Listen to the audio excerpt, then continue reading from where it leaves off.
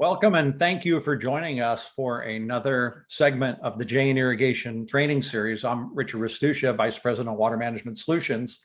And today we're going to be talking about post-harvest irrigation system maintenance. This is what I call the pay me now or pay me later situation. And, I have often found that you can kind of group people in two different categories. Those who do the maintenance and like doing it, and others are just going to put it off. And this session today really targets both of them. If you're already doing it, that is great. You're going to learn how to do it better. And if you're not doing it, you're going to learn some reasons why you should be.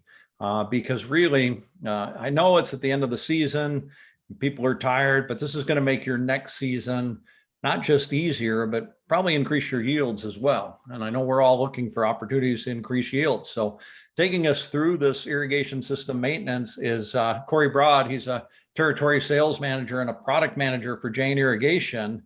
I've known Cory for a while now, and the one thing that I really respect and appreciate about Cory is that he really cares for his customers.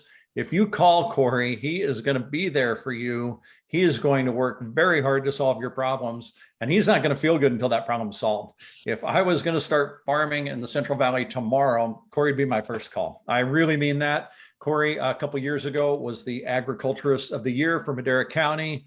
He's a certified irrigation designer. He's a certified ag irrigation specialist. And he's also a certified crop advisor. That's a lot of talent wrapped up into one person. So Cory, welcome. Thanks for joining us today.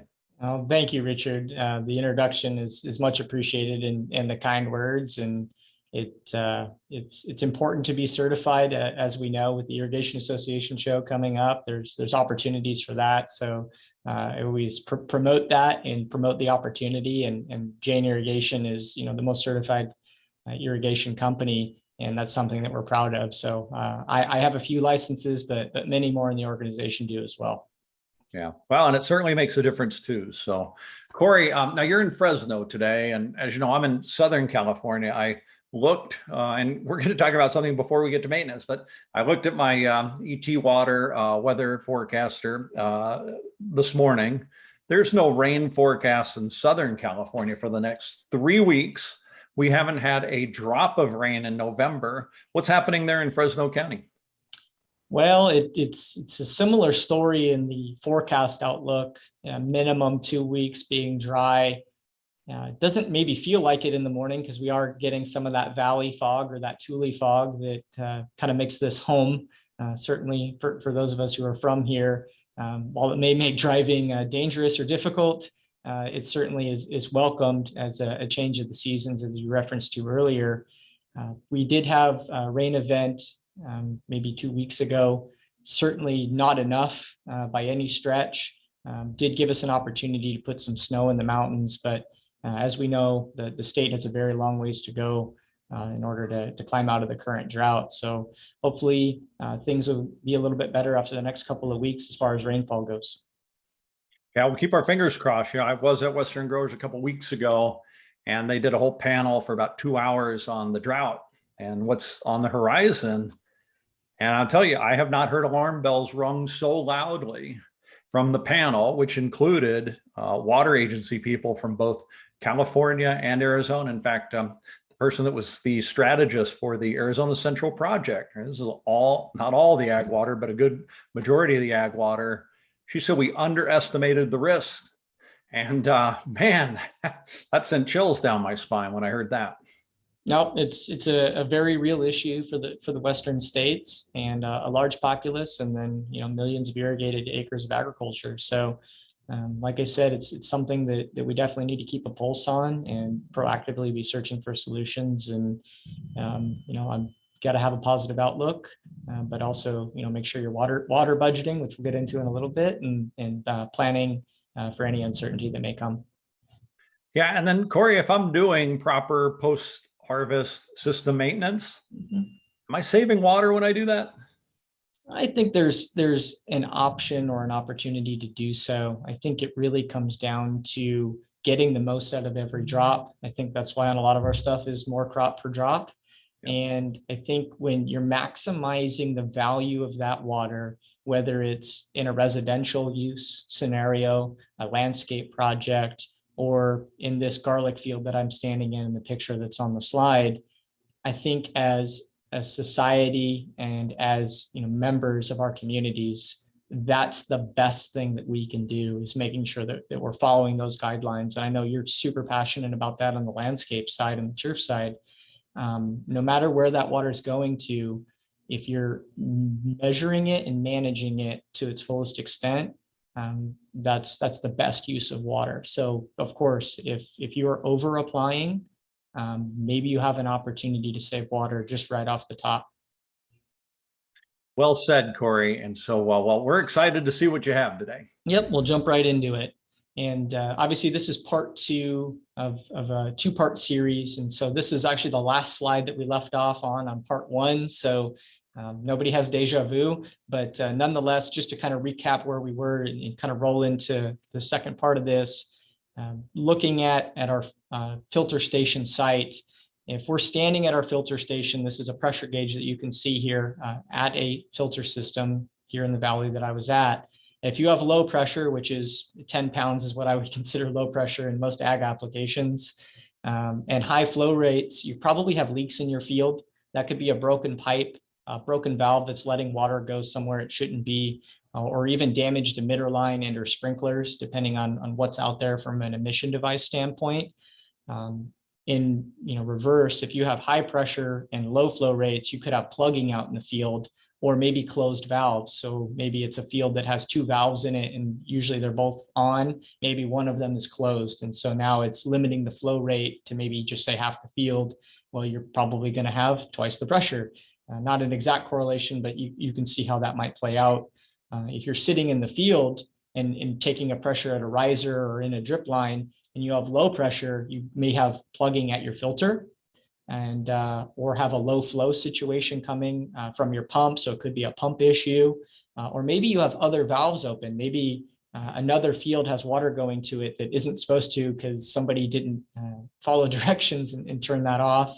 And then conversely, if you have high pressure in a field, you're taking it at a riser and you're going, wow, I have 45 pounds of pressure. I'm only supposed to have 25. Maybe you have valves closed on half the field, or you again have field plugging, and maybe you're not seeing those emission devices plugged. So again, this is just kind of a rough roadmap of kind of a checklist. If this, then maybe that, so on and so forth. Yeah, so a couple things here, Cory. One, I just want to remind everybody we've got the Q&A open as well as the chat. If you have some comments or some questions, put them in there, and I'll do my best to get Cory to answer them during our session. And then number two, Cory, I'm thinking everybody should really have one of these pressure indicators or pressure regulator, pressure indicator on their system. In reality, is it 100% that you see, 50%, 10%? Yeah, I would say that most of our ag irrigation dealers here in the Central Valley do a good job of placing gauges. I think it's one of those scenarios where you can never have too many. I think one of the oversights that may happen often is we see maybe 2 to 3 of them at a filter station, and then we don't see any more. So maybe it's not even just having them, but maybe it's a density. I know for me, as somebody who's in the field quite a bit, helping growers and dealers troubleshoot scenarios and work through situations, I built my own little kit with Jane Parts, where I have a gauge that can be adapted to 5/8 strip tape, 7/8 strip tape, any size tubing, any size emitter line, go straight onto a riser, so on and so forth, so that whether I'm in a garlic field or I'm in an almond orchard or I'm at a filter station, I can not trust the gauges that are there, but can take a pressure with the same gauge over and over again. Because if a gauge is off by 2 pounds, just say, which isn't uncommon, well, at least I'm off consistently, if that makes sense, having the same gauge over and over again. And so I always recommend that farm managers, irrigators, growers should always have maybe this little kit built to where they can easily go into their field, no matter what's being grown or what the emission device is, and check that pressure themselves. Yeah, eventually turns into a big time and money saver.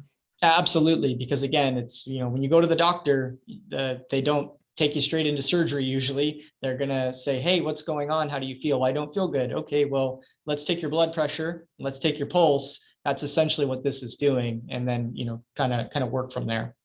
Yeah. Sounds good. Smart. So we've talked about this filter site, but we haven't really gotten into the details of what that filter may be. And so, as many know, Jane Irrigation offers a full line of filtration products for micro irrigation, all the way from small landscape type filter applications to large scale, several thousand gallons a minute for ag applications. And obviously, one of our filter lines is our hybrid screen filters, which is the Spin Clean filter line. And it's always important with the Spin Clean filter to check your system flow rate and verify that it's spec'd for that and that the plugs are in there correctly. And so what I mean by that is you can see here, I threw up a chart, which is available on our website. It's in our catalog and in our technical brochures. So I don't need you to read all of this right now, but just know that it is there. And there's a fully open spin plate all the way down to 3 holes plugged. And if you see the picture that I've placed here on the left-hand side of the slide, this is on the tailgate of my truck. There's a screen, there's 2 collars, a gland, and then that gray piece with all the holes drilled in it, that is called the spin plate.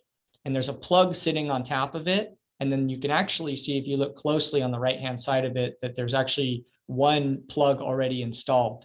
And so I was working with this grower who wasn't getting, I'd say, the best performance out of his filter. And upon some Q&A and a little bit of investigation, we found out that he needed to add another plug in order for the filter to operate properly, based on the flow rate charts that you can see here that are pretty easy to identify.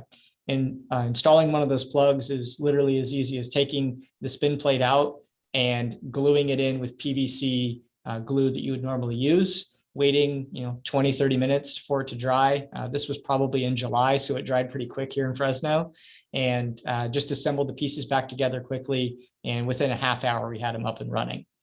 And so that's probably step 1 that I always say with the Spin Clean filter, is just make sure that it's sized properly from just a true filter size, but then also put those plugs in, because many growers will get a 2-inch, 3-inch, so on and so forth, and they'll say, well, I'm having this issue. Well, what's your flow rate? Let's look a little bit closer. And just by dialing that in, 99.9% of the time, you'll get this thing up and running in a jiff. So it's really not, are the plugs installed correctly? It is, do you have the right number of plugs installed? Yeah. Yes. And in most of the time, it's, I don't have any plugs in there. What is a plug? What do you mean? And so I usually keep a bag of them in my truck for the different sizes. And you certainly can really help out somebody's day by doing that in a quick 15-minute turnaround. Yeah. Okay, great. And love all the locations we can find that information too. Absolutely. So now that we've made sure that it's sized properly for our flow rate and the plugs installed, of course, it's always good to clean the screen.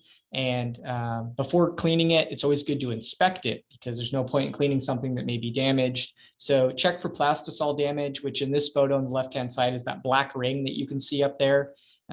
Sometimes it'll be a different color based on the mesh of the filter, orange, yellow, blue, black, so on and so forth for the different meshes.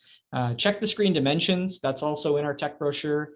And yeah, it's great if you can, whip out the tape measure and just kind of check it, but also visually look if the screen is, well, what I say, out of round, right? It's now become an oval or oblong or even compressed under heavy pressure scenarios or water hammer situations. I've seen screens become accordions and shrink.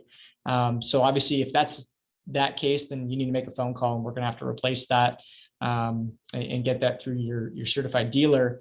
But once you've kind of checked all that out, there's no major damage, so on and so forth. Time to clean it. Make sure you pressure wash it. Don't just hit it with the garden hose, and ensure that it's done from the outside in, just like in the picture that you can see here. Because if you clean it from the inside out, you're actually forcing the debris that's present on the screen deeper into the mesh and just making the problem worse.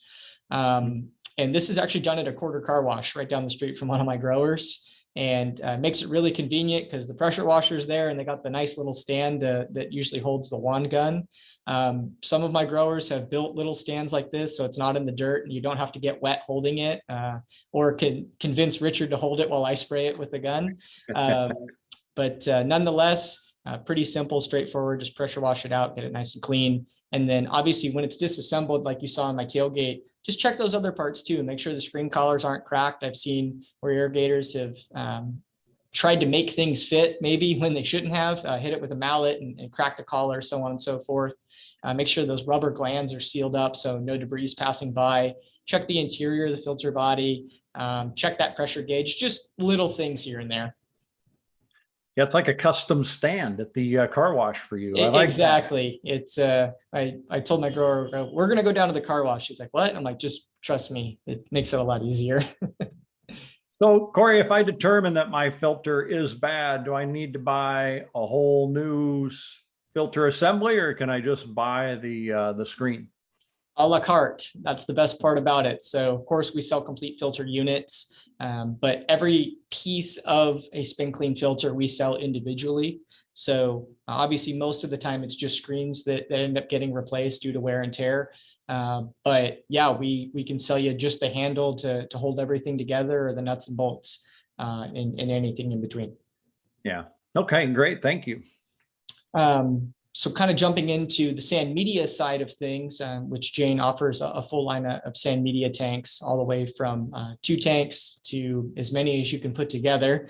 We're willing to do that. But throughout the course of a season, you think about sand media, it's generally used in surface water applications where it's coming from a canal or a river. And so you're going to have various changes in water quality throughout the season, sometimes even different flow rates. And then you're going to have wearing of your media filtration elements. So usually it's crushed silica is mostly what we're using as a media base here in Central Valley. And then you can also have precipitation of chemicals and so on and so forth inside the tank. And so you need to get in there and you need to inspect your media tank levels. All you can see here in the photo on the left-hand side is just 4 bolts with the socket set, and the lid comes right off. Do it when it's off, please. Just as a word of advice, don't do it while it's running. But inspect the quality of your media. And so what I mean by that is as it wears out over time, just due to flushing and kind of all the turbulence that goes on in that tank, it loses its edge, because silica is kind of sharp in a way. It's not like beach sand, right? You go walk on the beach and it's nice and smooth. This would not be something you'd want to walk on very, very long or very regularly, just because it's very angular, which is what allows it to grab all that debris and hold it. Change your media if necessary. And so look for that edginess or edginess of your media product. And then also look for foreign inorganic material that can build up in there, which is what you're seeing on the left-hand side in the photo there in my hand. That is inorganic sediment that has come out of actually a well and was filling up inside these sand media tanks. And the problem is over the course of a season, some of it's getting flushed out, but not all of it was, and it's getting pushed deeper and deeper into the media bed itself. And now it's almost kind of completely mixed within it. And so really the only way to get it out is to remove all of the media along with it. And so this is something that I worked with a grower on, and they're actually in the process of doing that now, where they're going to flush out those tanks completely and then put brand new media in. So a couple of things here, Cory, that I wonder about is if I need some more silica, right? I think that's what you called it. Mm-hmm. Where do I buy that? Any of your irrigation dealers carry it. I know pretty much every single one of my customers here in the Central Valley has it in, I want to say it's in 100-pound bags. And depending on the size of your tanks, will depend on the number of bags. I believe on a 48-inch tank, it's 10 to 13 bags per tank. Okay.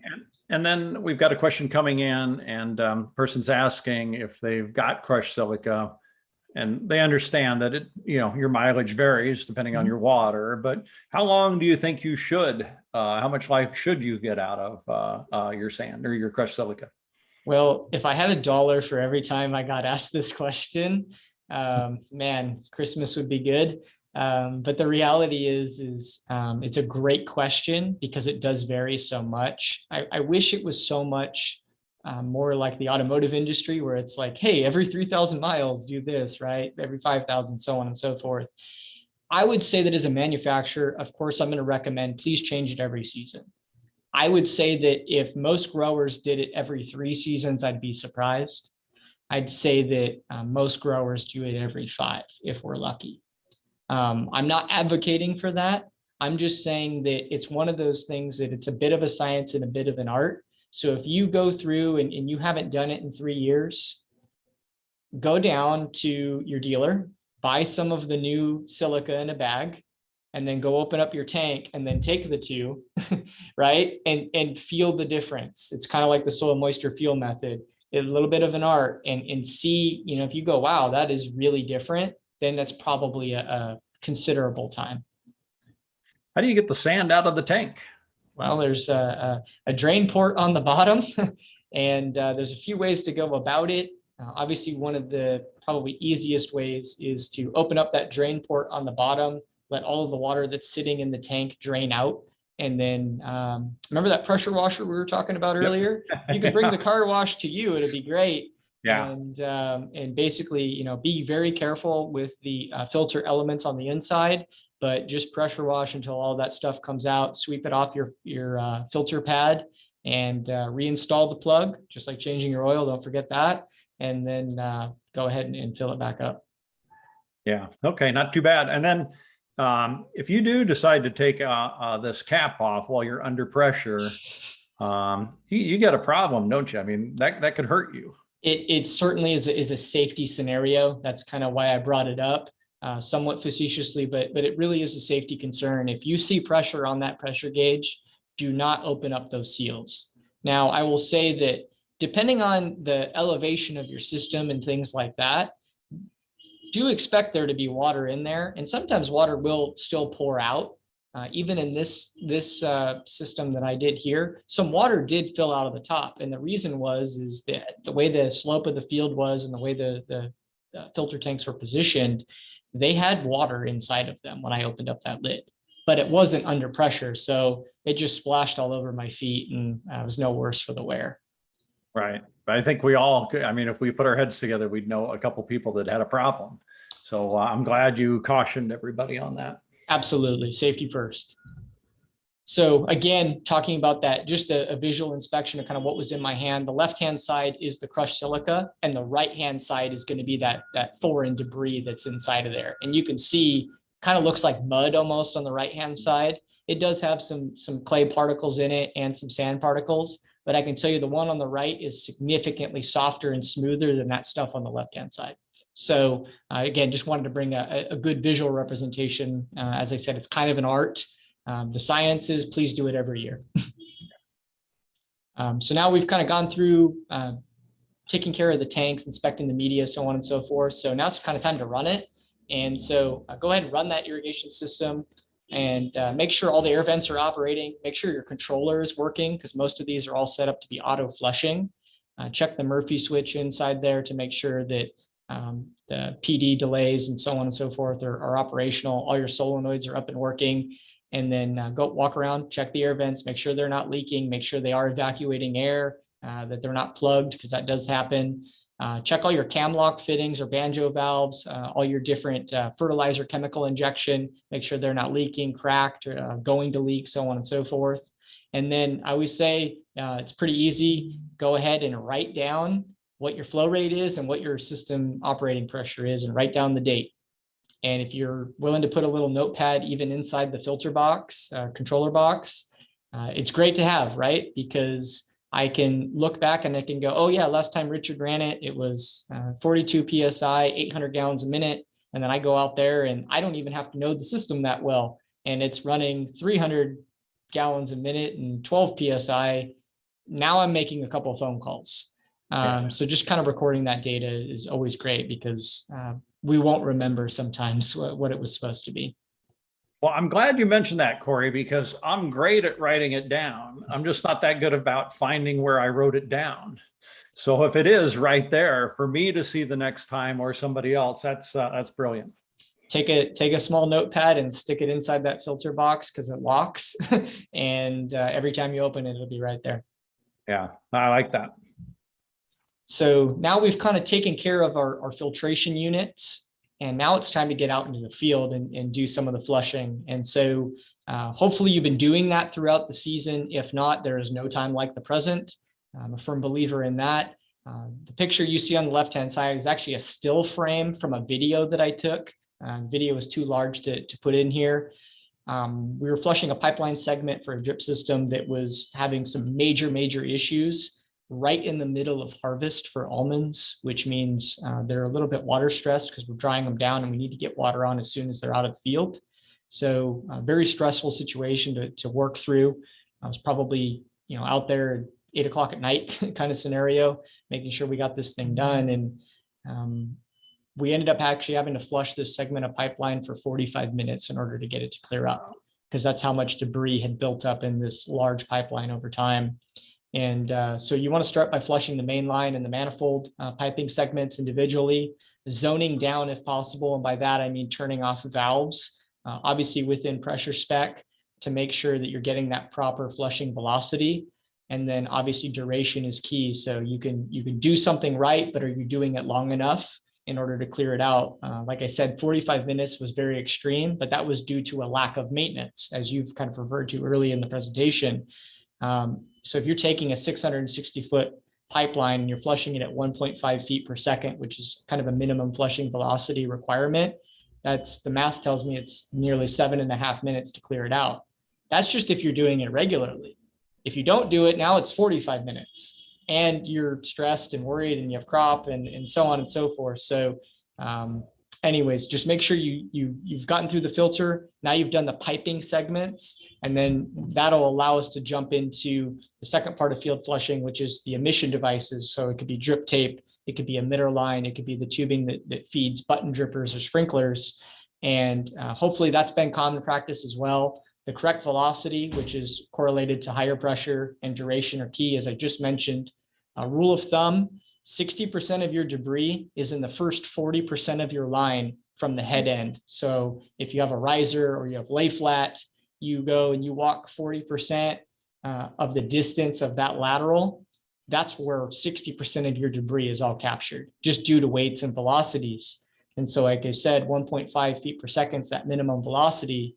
Using our Jane Irrigation flushing calculator that's available online for free, it's very easy to use. I just plugged in a common spec here in the Valley, which is 18 millimeter emitter line, half gallon an hour at 36 inch. And if we have a 660-foot lateral run, which is not uncommon, while that hose end is open, I have to have 25 pounds of pressure at the riser. And again, doing the same math as I did before, it's about 7.5 minutes to flush that line out. You can see in the picture on the left-hand side is actually a field that I help manage, do water management services for one of my growers. And we started to see some pop-up issues on the satellite imaging. So I went out there and started flushing, and he had been flushing, but he wasn't flushing with the right velocity. And so we zoned it down, and then you can see what came out of just 2 lines of drip tubing, 330 feet long each, significant amount of debris that I compiled in my hand. Just in a very short period of time. Cory, for those that didn't see your flushing video, which is one of our most popular, I'm going to say 7.5 minutes or 7 minutes of watching something flush. If that's all I'm doing, that's going to feel like an eternity. Everything in my being is going to tell me, turn it off, you're wasting water. Is this like the biggest issue we see in flushing, is just not flushing long enough? It's probably the number one thing that I see for sure. And I cover a lot of area and a lot of different types of systems. And again, it's that same thing. It's that natural inclination to go, wow, I don't want to use any more than I have to.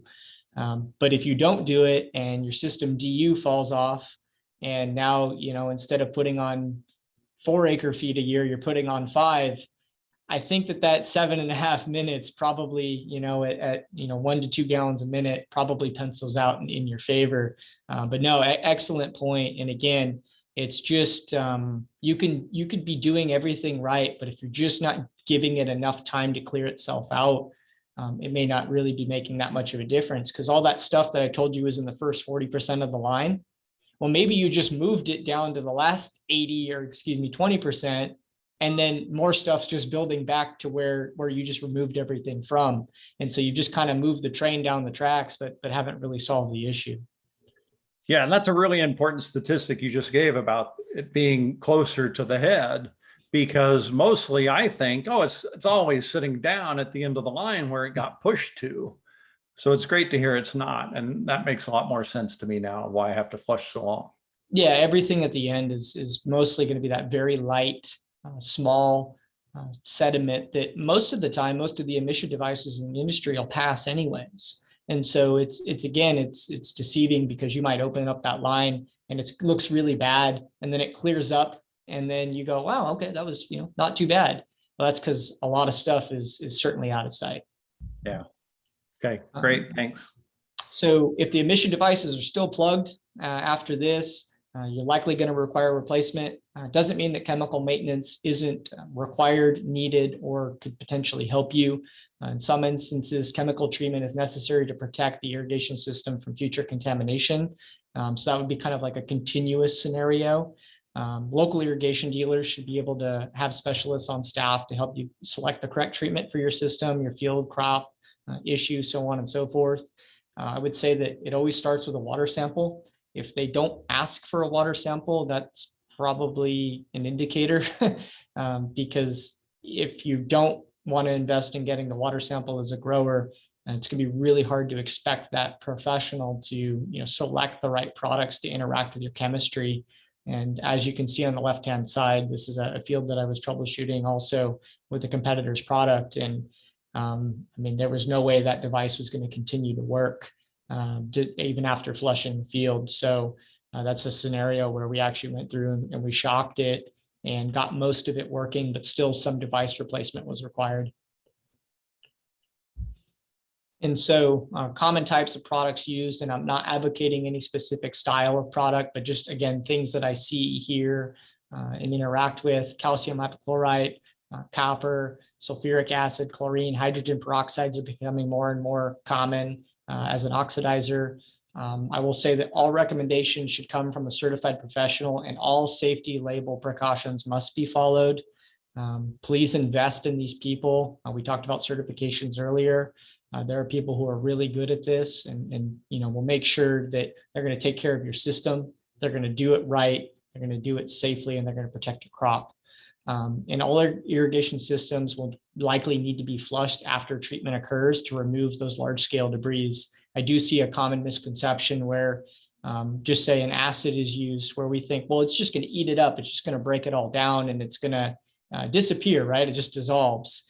I can tell you that we can't probably keep the pH low enough, long enough for that to happen, especially with sediment. And so now you've kind of released a lot of that debris. Now we've got to go through and we got to get it out. So that's where those other principles that I talked about earlier, with the right velocities and the right durations, are going to allow you to evacuate all that material that's now been broken down and is more, quote, flushable. Yeah, so am I going to need some type of chemical maintenance on almost every system every year? It's so hard to say just because there are so many varying water qualities. I would say that as these systems have gotten more and more complex, the values of our crops have become more and more important, and the cost of water has increased. There's certainly more investment in this space. And so people are looking at it and going, well, if I spend, and I'll pick a number, but $25 an acre, $50 an acre per year right now, what does that pencil out? Richard and I sit down and we say, well, if we have one of these issues where we have to flush a line for 45 minutes and we have to replace 10% of our emission devices, what does that pencil out to? And I think pretty quickly people are recognizing that, the value of that water and the labor, so on and so forth, certainly outweighs any cost of getting some type of protection for your system. No different than having a water softener for your house. Right. Okay, great. Thank you. Yep. And so now we've kind of gone through all this stuff and we've kind of, quote, put the system to bed. But of course, we can never stop thinking about next year. And so planning for next season needs to include water budgeting, no matter what crop you're growing. So you should consider tracking how much water you've applied this past season, how much water your crop actually used, and then how efficiently you applied that water, which would obviously be super important. We talked about if you need 4 acre feet and you applied 5, well, why? Because we certainly want to make those numbers a little bit tighter there. Obviously, for me, as somebody who's a water management professional, somebody who helps growers with our water management services, and certainly very passionate about technology, Jane Logic is a great tool for all of this. Flow meter monitoring, pressure monitoring, filter health, actual crop water use with satellite imaging, actual water applied, soil moisture monitoring. It really allows us to get a complete picture of your field, your crop, and your irrigation system, and making sure that all those are in balance with each other and allowing you to maximize that water like we talked about very early on in the presentation.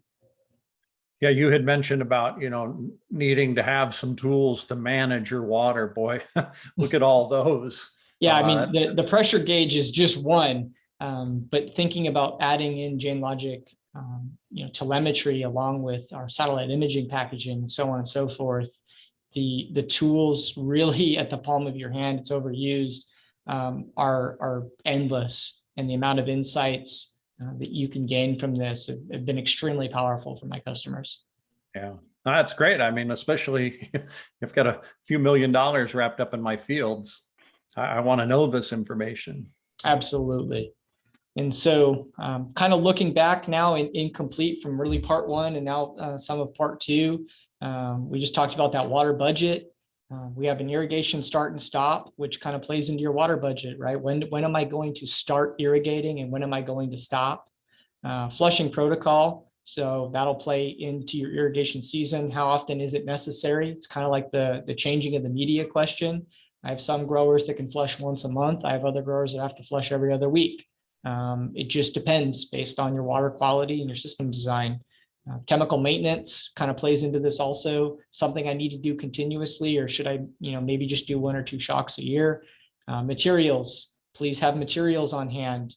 Your dealer should have them, but should not rely on them to be your warehouse. You should probably have some couplers, some swivel tees, your correct hose or emitter line for your field in your barn, in your shop, somewhere around that's quickly accessible. So these small problems don't hinder maybe a large scale irrigation event that needs to happen. And then last presentation, we talked about DU testing. Doesn't need to be a full global DU. I wish everybody would do it. I wish everybody could do it. But even some form of a rapid or modified DU test, like we talked about in the last presentation, I think is totally acceptable and is certainly a great benchmark for tracking your system performance. And then this is a quote from a book that I read a couple months ago, and it's something that I take near and dear because I think that in farming, things happen quickly, and there's a lot of issues that come at us every day. But when the pressure is on, you don't rise to the occasion, you fall to your highest level of preparation. And so I think if you go through this plan that I've laid out here, and you have a lot of these things figured out ahead of time, it's going to make any inconvenience much more insignificant. Wow, I love that quote, Cory, and I love this presentation. I know that it's going to be in our training area at Jane, so I can look at it every year or a couple times during the year if I need to. It's really, I think it's really important, of course, to do the maintenance, and then more importantly, just to have this readily accessible is really great. So thank you very much for doing this. No, thank you for the time, and thank you to the audience. I know we're headed towards the holidays now, or at least the start of the holiday season. And maybe, quite a few people are going to take the entire week off next week. And so that makes this Friday that much busier. But I certainly want to wish everybody a happy Thanksgiving and appreciate the time. And again, really looking forward to making sure our systems are ready for next year. So if anything comes up in the interim, maybe outside of Thanksgiving Day, give me a ring and we'll certainly get together and make sure we're ready to go. Yeah, and happy Thanksgiving to you too, Cory. And that's really generous. Your emails here, your phone number. I'm going to encourage everybody who's watching, please use it. Cory will be very helpful to you, and you'll be better for called Cory. So Thank you again, Cory. And just want to remind everybody too, all of Cory's other webinars, plus a lot more, are on the Janes training page at janesusa.com/training. You can find them all there and they're free. We also are anywhere you can find your favorite podcast. You'll find us there as well. Just a reminder too that many of our segments have are approved for CEU credits with the Irrigation Association, and they are free. This might be the only place where you can find credits for free. And we're getting down to the end of the year, as Cory mentioned. And great place to get those. And we even have a link there that shows you how to get your credit once you've watched our video. So we're trying to make it as streamlined as possible. Cory, thank you. To all our viewers, thank you very much. We really appreciate it. Have a great Thanksgiving, and we'll see you guys back here in December. All right, thanks.